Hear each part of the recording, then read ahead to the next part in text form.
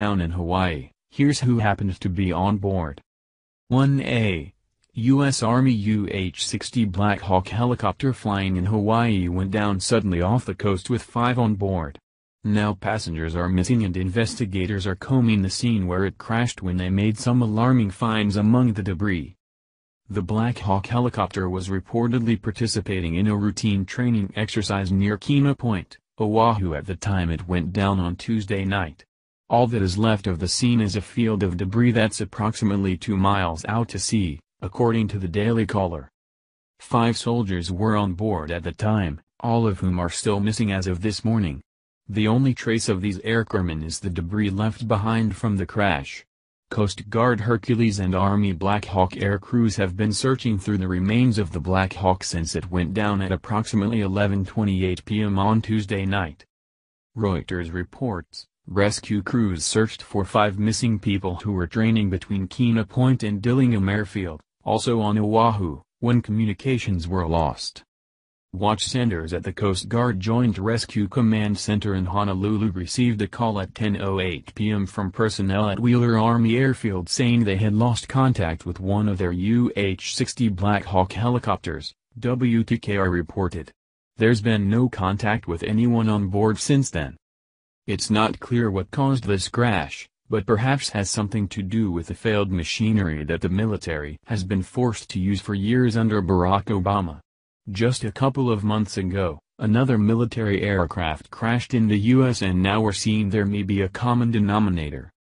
Recently, a Marine cargo plane randomly lost control in the sky and crashed horrendously into the Mississippi Delta. There were 15 Marines and a Navy corpsman on board and all lost their lives. Reports state a very sick statistic about the Marine Corps fighter jets that suggests about 70% of the fighter jets can't fly because there's a wild shortage of spare parts. Pilots also have much less practice flight hours. This is all a result of budget cuts to military spending which has potentially occurred under the leadership of former President Obama. So far there's already been 4 more aviation crashes than last year. This stresses the importance of not cutting military spending. The soldiers deserve top-quality equipment and proper training. The government must provide a proper budget so that our men and women fighting for freedom have the most training and best equipment. So far there's already been 4 more aviation crashes than last year. This stresses the importance of not cutting military spending. The soldiers deserve top-quality equipment and proper training. The government must provide a proper budget so that our men and women fighting for freedom have the most training and best equipment. President Donald Trump is dedicated to this cause and has already done more for our military in half of his first year in office than Obama did in 8 years. Unfortunately, the issues created under his predecessor's regime are so extensive that it's going to take time to correct them all. The Tuesday night crash isn't the first Black Hawk to go down in Hawaii, as 6 were killed in a similar accident back in 2001. The New York Times reports. 2 Army Black Hawk helicopters crashed in a remote area late Monday while on a nighttime exercise, killing 6 soldiers on one aircraft and injuring 11 others. The aircraft somehow came in contact with each other, but it was still unclear whether they collided, Rear Admiral Craig Quigley of the Navy said today at the Pentagon. Both pilots were wearing night vision goggles, Admiral Quigley said, and light rain was falling.